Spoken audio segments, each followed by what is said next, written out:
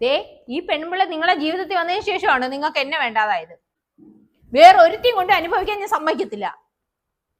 നാട്ടുകാരും നോക്കിയാൽ മതി.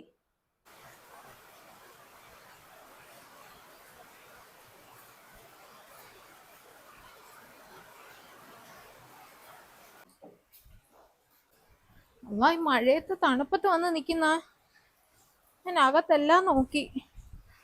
അതെ മഴയത്ത് വന്ന് നിക്കുന്ന എന്ത് അകത്ത് വേറെ തണുപ്പ് അസുഖം വല്ലതും പിടിക്കുമ്പോ? അകത്തല്ല എപ്പോഴും ഇരിക്കുന്നു, അകത്തിരുന്നിരുന്ന് മുഷിഞ്ഞ് പുറത്തോട്ടിറങ്ങി വന്നതാ. വേണ്ട, അസുഖം കൂടും. അങ്ങ് തണുപ്പല്ലേ, കുറച്ച് അകത്തിരിക്കാം വാ. പിന്നെ മോളെ ഒന്ന് വിളിക്കാന്ത്? ഞാൻ വിളിച്ച അവൾ ഫോൺ എടുക്കത്തില്ല. ഒന്ന് വിളിക്കുവോ? നാളെ ഹോസ്പിറ്റലിൽ പോണം, ഒരു പൈസ ഇല്ല കയ്യില്. ഞാൻ വിളിച്ച അവള് ഫോൺ എടുക്കത്തില്ല. വാപ്പ അല്ലേ, എടുക്കുമായിരിക്കും. ഒന്ന് വിളിച്ചു നോക്ക്. ഇന്ന് ഞാൻ അവളെ 2 പ്രാവശ്യം ഫോൺ റിങ് ചെയ്തിട്ട് കട്ട് ചെയ്ത്. അവള് നാളെ ഹോസ്പിറ്റലിൽ പോണം, കയ്യിലാണെങ്കിൽ ഒരു പൈസയും ഇല്ല. പെൻഷൻ കിട്ടിയ പൈസയൊക്കെ തീർന്നാ? കഴിഞ്ഞ പ്രാവശ്യം പോയപ്പോഴേ തീർന്നത്. എന്തായാലും തണുപ്പ് തേക്കണ്ട. അതല്ല, ആ ദിവസവും കഴിക്കണമെന്ന് പറയുന്ന ടാബ്ലറ്റും തീർന്നു. ആ വേറെന്തെങ്കിലും വഴിയുണ്ടോന്ന് നോക്കട്ടെ. എന്ത് വഴിയാ? അതെ, എനിക്കാണെങ്കിൽ എൻ്റെ ഒരു കൂട്ടുകാരി വിളിച്ചിരുന്നു, ഒരു കൊച്ചിനെ നോക്കാനെന്നും പറഞ്ഞ് ഒരു ജോലിക്ക്. ഞാൻ പോട്ടെ എങ്കിൽ? അതൊന്നും വേണ്ട.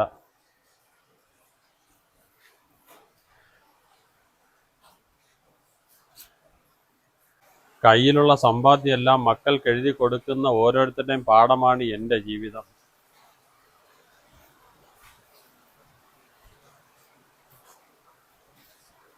ഒന്ന് കേറ്.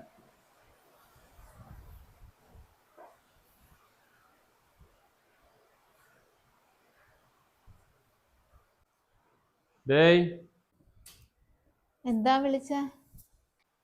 പുറത്താരോ വന്ന് നിൽക്കുന്നു, ഒന്ന് പോയി നോക്ക്. ആ ഞാൻ നോക്കാം.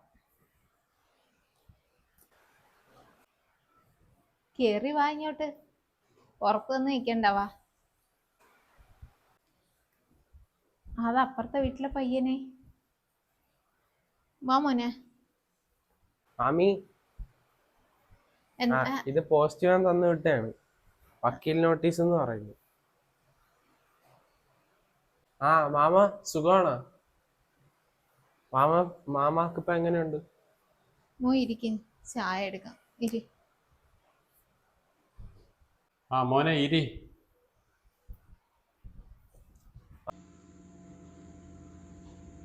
മാമാക്ക് അസുഖം എങ്ങനെയുണ്ട്? കുറവുണ്ടോ? കുറവില്ല മോനെ.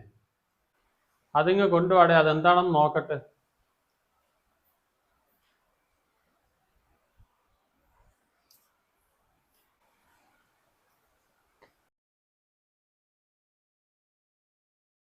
ആരാ മാമ അയച്ചത്? അതെൻ്റെ മോള്. മോനെ,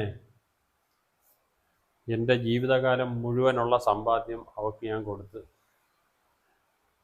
അവളെ നല്ല രീതിയിൽ ഞാൻ കെട്ടിച്ചു വിട്ടു മോനെ. പക്ഷേ ഈ വീടും പെരടം മാത്രമേ ഞാൻ അവൾക്ക് എഴുതി വെക്കാതുള്ളൂ. പക്ഷേ അതിനു വേണ്ടി അവളിപ്പോൾ എനിക്ക് വക്കീൽ നോട്ടീസ് അയച്ചു വെക്കുക.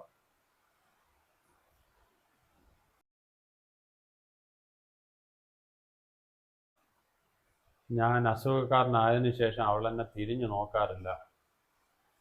നാട്ടുകാരെ ബോധിപ്പിക്കാൻ വേണ്ടിയിട്ട് ഇവളെ കൊണ്ട് ഹോം നേഴ്സായിട്ട് എന്നെ ഇവിടെ ആക്കി തന്നു.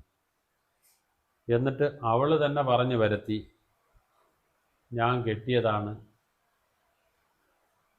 പക്ഷേ അത് കേട്ട് സഖി കെട്ട് ഞാൻ അവളെ നിക്കാഹ് കഴിച്ചു. ഇപ്പം അവൾ മാത്രമേ ഉള്ളൂ എന്നെ നോക്കാൻ.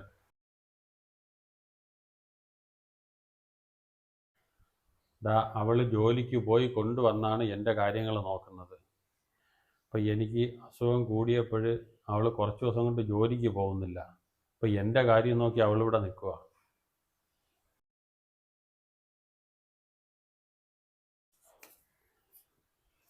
ഇപ്പം ഈ വീടും പെരടവും എൻ്റെ മോക്ക് വേണമെന്ന് പറഞ്ഞാണ് വക്കീൽ നോട്ടീസ് അയച്ചുകൊണ്ടേയിരിക്കുന്നത്.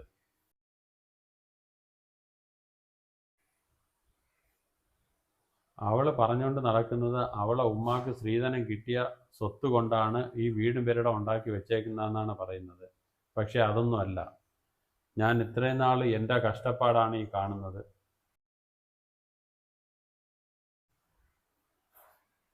ഇനി ഇതും കൂടെ കൊടുത്താൽ ഞാൻ തെരുവിലേക്ക് ഇറങ്ങേണ്ടി വരും. ഞാൻ എന്ത് ചെയ്യും?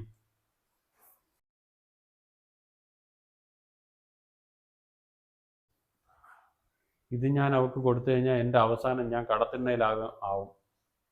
പക്ഷേ എൻ്റെ കയ്യിൽ കേസ് നടത്താനുള്ള പൈസ ഇല്ല. അപ്പം ഞാൻ എന്ത് ചെയ്യും? മോനൊന്ന് പറ, ഞാൻ എന്ത് ചെയ്യും?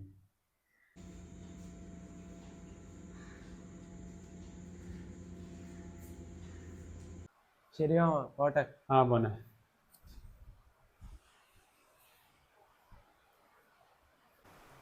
ശരി മാമി, ഞാൻ പോട്ടാ.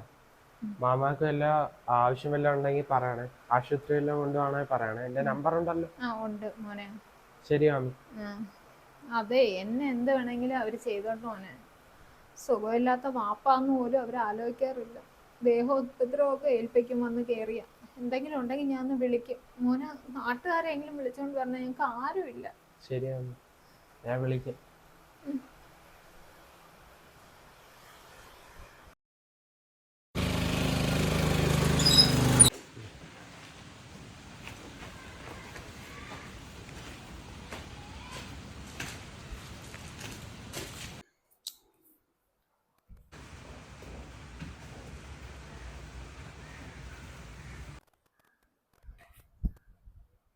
ആ മോളാ.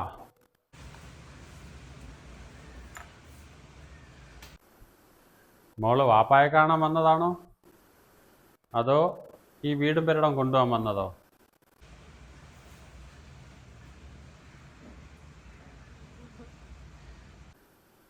മോള് വാപ്പായെ കാണാൻ വന്നതാണെങ്കിൽ ബാഹിരി.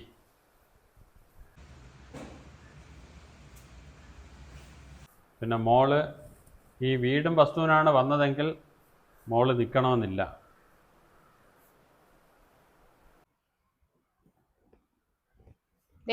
ഇവര് ജീവിതത്തിൽ വന്നതോടുകൂടി ആ സ്ഥാനമൊക്കെ ഞാനും കളഞ്ഞു. ഞാനിപ്പോ വന്നത് ഞാനൊരെണ്ണം അയച്ചിട്ടുണ്ട്, കിട്ടിക്കാണുമല്ലോ അല്ലേ? അതിനെ കുറിച്ച് സംസാരിക്കാനാ.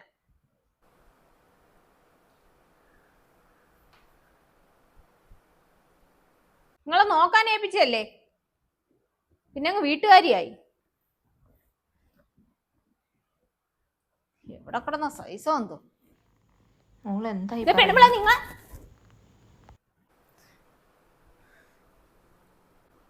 അവളൊന്നും ചെയ്യരുത്. ഓ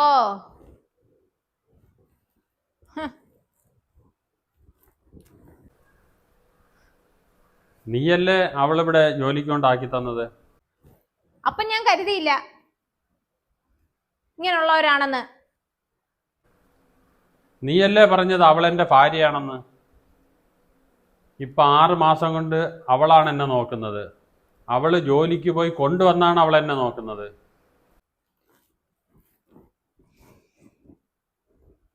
പിന്നെ എനിക്ക് എന്റെ തിരക്കുകളില്ലേ? നിങ്ങളെ നോക്കിക്കൊണ്ടിരുന്നാ മതിയോ? അതിനല്ലേ ഇവരെ ഞാൻ നിർത്തി തന്നത്. എല്ലാ ചെലവും ഞാനല്ലായിരുന്നോ നോക്കിക്കൊണ്ടിരുന്നേ?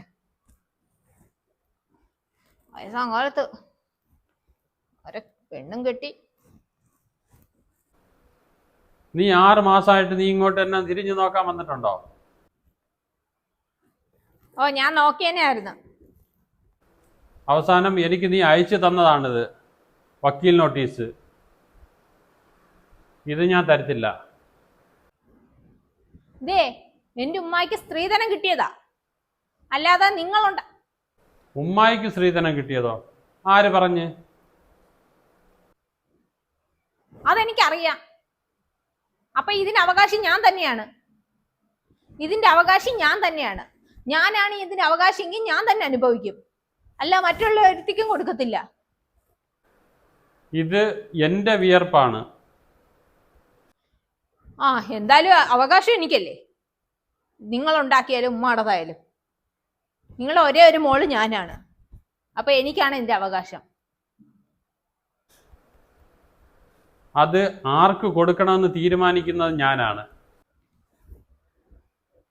ഞാൻ ഇങ്ങനെയൊക്കെ കേട്ട്, അതുകൊണ്ടാണ് ഞാൻ വന്നത് തന്നെ. ഞാൻ അതിന് നിയമപരമായിട്ട് തന്നെ പോകും. എന്റെ നോട്ടീസ് അല്ലേ കയ്യിരിക്കുന്നേ.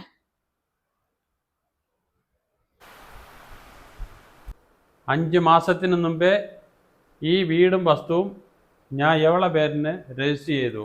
എവളെന്നെ നോക്കുമെന്ന് എനിക്ക് ഉറപ്പുണ്ട്. എന്താ പ്രശ്നം?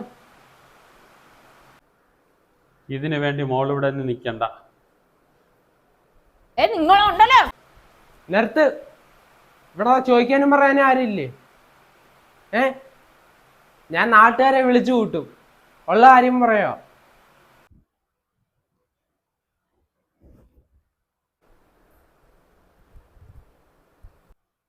ഓ, നാട്ടുകാര്. ഇപ്പൊ നാട്ടുകാരാണല്ലോ നോക്കുന്നത് അല്ലേ?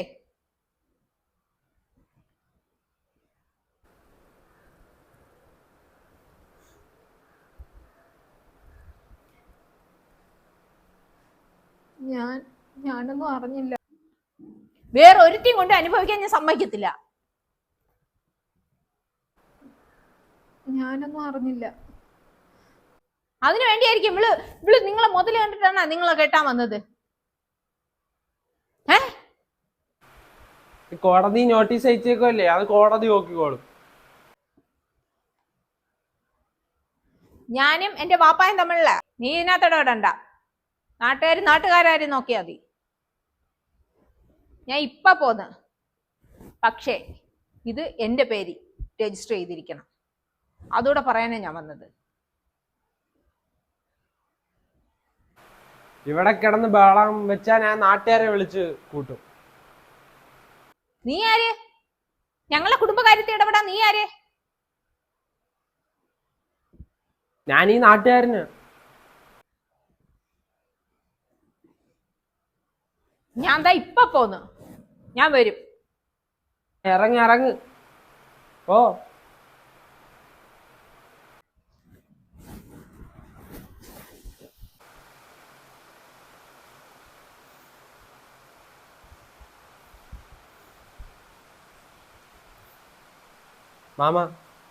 മാമ വിഷമിക്കണ്ട, നമുക്ക് സ്റ്റേഷനിൽ പരാതി കൊടുക്കാം.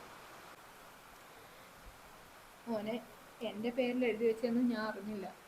പക്ഷെ ഇനി എന്നും പ്രശ്നത്തിന് വന്നാൽ എന്താ ചെയ്യും? ഒന്നാമത് സുഖമില്ലാതിരിക്കുന്നു. അതുപോലെ അന്വേഷിച്ചില്ല മോള്.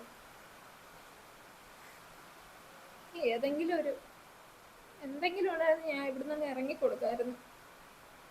ഞങ്ങൾ എങ്ങോട്ട് പോയി സുഖമില്ലാത്ത ആളെയും കൊണ്ട് ഞാൻ. നിങ്ങളൊന്നും കൊണ്ട് വിഷമിക്കണ്ട, നാട്ടുകാര് നിങ്ങളെ കൂടെ കാണും. എന്നാ ഞാൻ പോട്ടാ. എന്തെങ്കിലും ആവശ്യം ഉണ്ടെങ്കിൽ വിളിച്ചാൽ മതി.